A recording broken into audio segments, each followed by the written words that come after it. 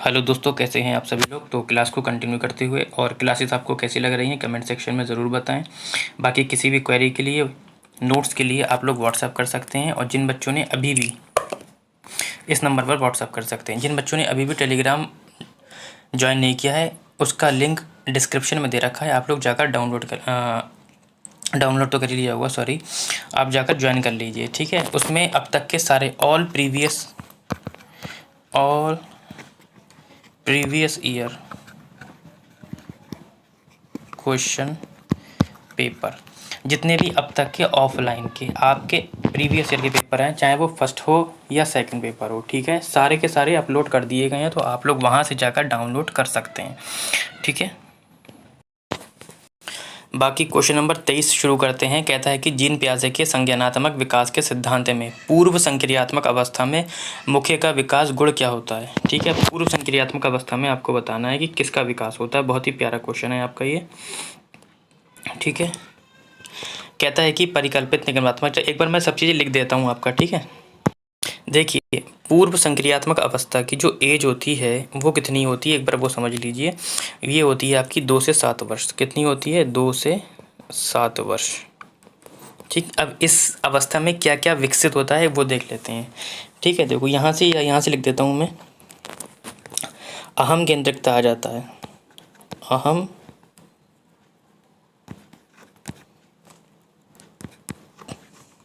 केंद्रिकता, ठीक। दूसरे पे आ जाता है आपका अविलोमीयता,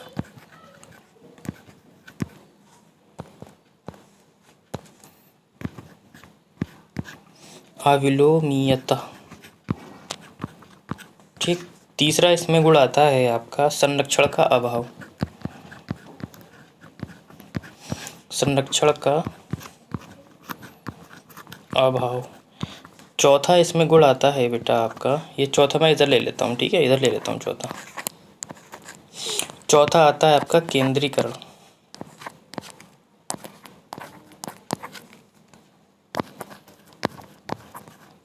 केंद्रीकरण। पांचवा है आपका जीववाद,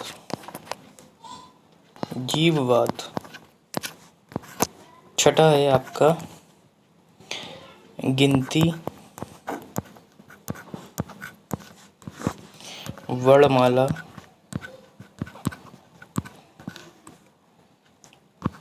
क्रम की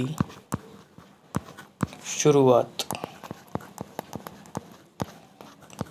इतने गुण पाए जाते हैं आपके कौन सी अवस्था में बेटा?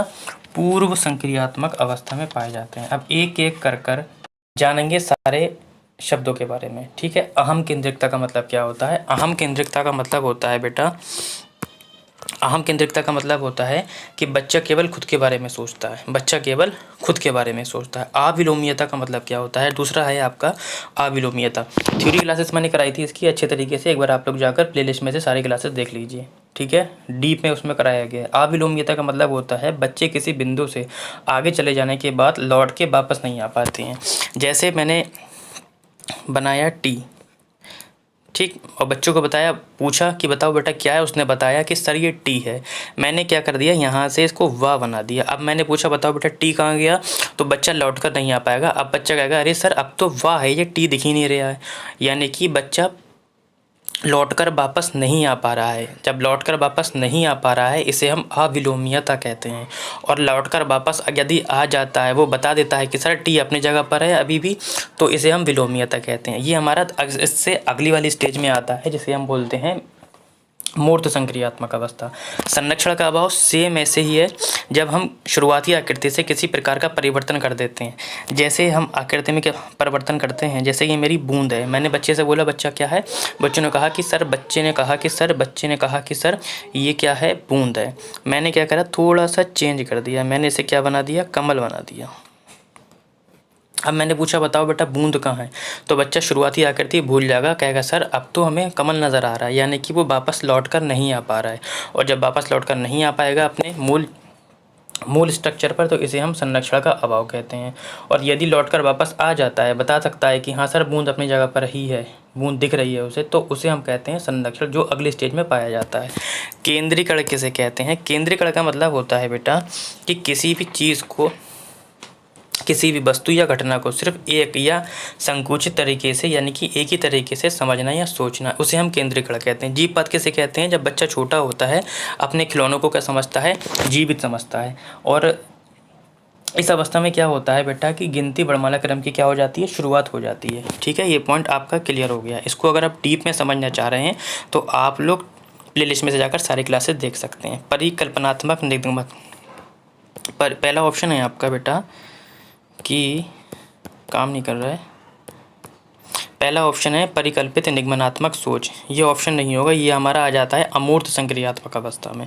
कौन सी? ई मैं हटा देता हूँ, हटा दूँ, आप लोग स्क्रीनशॉट ले लीजिए। ये वाला आपका आ जाता है अमूर्त संक्रियात्मक अवस्था में।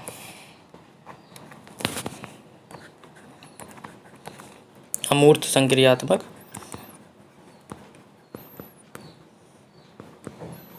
अवस्था में संरक्षण और पदार्थों को क्रमबद्ध करने की क्षमता। अभी मैंने आपको बताया था जब संरक्षण होगा और पदार्थों का क्रम हो जाएगा, यानी कि ये आपका तीसरी अवस्था में आ जाएगा, यानी कि मूर्त संक्रियात्मक अवस्था में आएगा। ये कौन से में आ जाएगा? मूर्त में आ जाएगा। अमूर्त सोच का विकास अमूर्त संक्रियात्मक अवस्था में आ जाएगा। एक ही अवस्था है, अभी मैंने आपको बताया था केंद्रीकरण, यानी कि विचार सोच में केंद्रीकरण। ठीक है, क्वेश्चन नंबर 24 कहता है कि विकास के संदर्भ में निम्न में से कौन सा कथन सही है? विकास केवल बाल्यावस्था के दौरान ही होता है। देखो मैंने टैगवर्ड बताए थे आप लोगों को कि केवल शब्द आ जाए, ही आ जाए, ये निगेटिव सेंस होता है सीटेट में, और ये टैगवर्ड भी होते हैं। आप लोग इससे ऑप्शन को काट देंगे। तो विकास बाल्यावस्था में ही होता है, ये गलत है। विकास तो जन्म से ही हो जाता है, जन्म से यानी कि गर्भावस्था से ही विकास क्या हो जाता है? शुरू हो जाता है। दूसरा कहता है कि विकास बहुआयामी होता है। बिल्कुल विकास बहुआयामी होता है, बहुआयामी होता है, हो सकता है ऑप्शन। विकास की दर सभी संस्कृतियों में सभी के लिए समान होती है, यही ऑप्शन आपका गलत है। ये आपका कोल्ड पर ये कहते हैं। अभी बताता हूँ कैसे। विकास केवल विद्यालय में होने वाले अधिगम से ही होता है। देखो केवल शब्द आ गया। अब ऑप्शन नंबर मैंने 3 इसलिए काटा बेटा, कहता है कि सभी संस्कृतियों में समान होती है। यदि आप चाइना की बात करेंगे तो वहाँ पे लोग जो होते हैं छोटे होते हैं, विकास दर भी उनकी कम होती है आपकी। यदि आपकी विदेश जैसे कि वेस्ट इंडीज़ में जाते हैं, साउथ अफ्रीका में जाते हैं, उनका जो विकास होता है तेज़ी से होता है, वहाँ पे सब लंबे लंबे लोग होते हैं। तो सभी संस्कृतियों में एक तो नहीं होता है, लेकिन हाँ विकास बहुआयामी होता है। बिल्कुल बहुआयामी का मतलब होता है एक से अधिक पक्षों का विकास होता है। जैसे आपका शारीरिक विकास हो गया, मानसिक विकास हो गया, संवेगात्मक, भाषागत एवं सामाजिक विकास सम्मिलित होता है, तो बहुआयामी होता है आपका। ठीक। क्वेश्चन नंबर 25 कहता है कि लेव वाइगोत्स्की का सामाजिक सांस्कृतिक परिप्रेक्ष्य अधिगम प्रक्रिया के महत्व पर जोर देता है, अभिप्रेरणा पर जोर देता है, सांस्कृतिक उपकरणों पर देता है, संतुलीकरण या गुणारोपण पर देता है। बहुत ही प्यारा क्वेश्चन है, मैंने आपको बताया था। इनका पासवर्ड ही क्या है? सामाजिक अंतःक्रिया। इन्होंने सामाजिक सांस्कृतिक विकास का सिद्धांत दिया है, सामाजिक संज्ञानात्मक विकास का सिद्धांत दिया है। तो आपका एक ही ऑप्शन नज़र आ रहा है कि सांस्कृतिक को इसलिए उपकरण, यानी कि बच्चा जो होता है अपने आसपास के माहौल देखा जाए, या बच्चा खेल के माध्यम से सीखता है।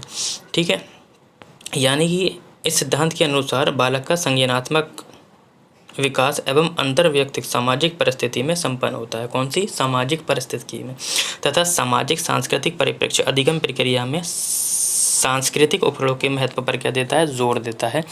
ठीक है, इसलिए जैसे इन्होंने एक परीक्षण भी किया था, सभी बच्चों को एक कमरे में बंद कर लिया और देखा कि बच्चे क्या हैं, खुद से बातें कर रहे हैं। ठीक है, एक दूसरे से बात करने के बजाय खुद से बातें कर रहे हैं, इसलिए उन्होंने इसे व्यक्तिगत वाक या प्राइवेट स्पीच का नाम दिया। ठीक है, इनके कुछ शब्द भी हैं जो मैं बता चुका हूँ।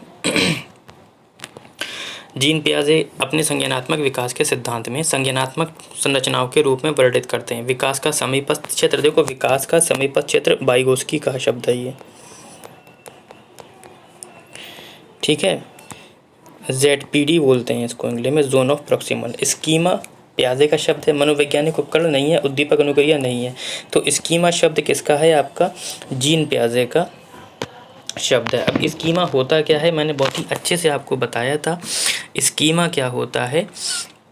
स्कीमा मानसिक संक्रिया से संबंधित वे मानसिक संरचना होती है जिसका सामान्यीकरण किया जाता है, यानी कि इसमें आपका साम्यधारण और समावेशन दोनों होता है। डिटेल में जानने के लिए एक बार आप लोग प्लेलिस्ट में से जाकर सारी क्लासेस देख लेंगे थ्योरी की। ठीक है, एक समावेशी कक्षा में डैश पर जोर देना चाहिए। कहता है समावेशी कक्षा होती क्या है। पहले तो आप लोग ये समझिए कि समावेशी कक्षा का मतलब होता है कि जो समाज के सभी वर्ग जो होते हैं, जिसमें निर्धन आ जाते हैं, वंचित आ जाते हैं, पिछड़े आ जाते हैं, अनुसूचित जाति एवं जनजाति आते हैं, कि सभी बच्चों को शिक्षा की मुख्य धारा से क्या है, जोड़ना।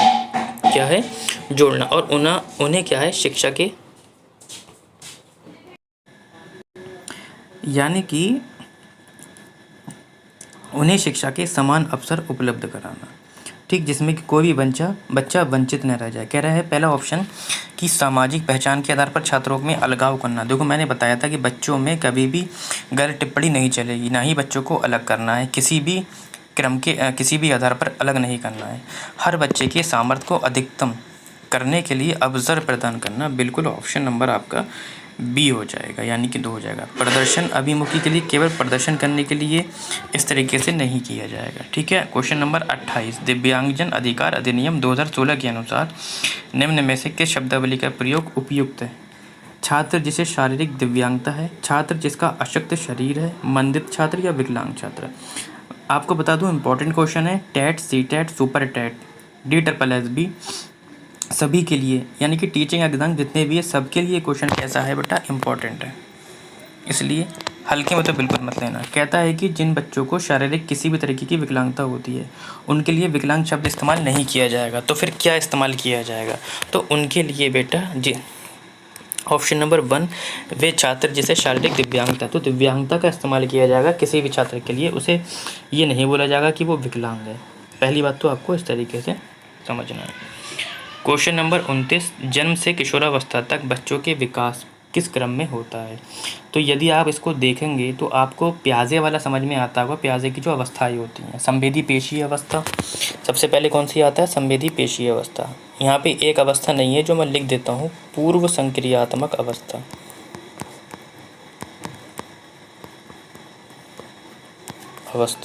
फिर आ जाती है आपकी ये पहले नंबर की, दूसरी, फिर मूर्त अवस्था, फिर अमूर्त अवस्था। ये 4 अवस्थाएं हैं जो प्याजे के अनुसार लगी हुई हैं। इसमें एक अवस्था नहीं थी, वो मैंने लिख दिया, ठीक है। क्वेश्चन नंबर लास्ट है आपका ये, और कहता है कि एक प्रगतिशील कक्षा में व्यक्तिगत विभिन्नताओं को किस प्रकार देखा जाना चाहिए। प्रगतिशील कक्षा के जनक जॉन डीवी हैं, कई बार आपको बता चुका हूँ। एक क्वेश्चन प्रगतिशील कक्षा से आपका जरूर आएगा, जॉन डीवी, ठीक है। यानी कि प्रगतिशील कक्षा में क्या क्या होता है, इसमें बच्चों को सक्रिय भागीदारी होती है, बच्चा खुद कर सीखता है, ठीक है। इसमें होता क्या है, पहला ऑप्शन देख लेते हैं, योग्यता आधारित समूह बनाने का मापदंड। देखो मैंने कहा योग्यता के आधार पर, किसी भी आधार पर आपको बच्चों को अलग नहीं करना है, ना ही मारना पीटना है। पहली बात तो ये ऑप्शन गलत हो गया आपका। अध्यापन अधिगम प्रक्रिया की परियोजना के लिए महत्वपूर्ण हो सकता है, अधिगम की प्रक्रिया में बाधा डालता है। देखो बाधा तो नहीं डालेगा, अध्यापक के पक्ष में असफलता, ये भी गलत है, ठीक है। ऑप्शन, यदि आप लोगों को काटना आते हैं तो आप लोग अपने उत्तर तक, भले ही आपको उत्तर नहीं पता है, अपने उत्तर तक आप लोग पहुंच सकते हैं।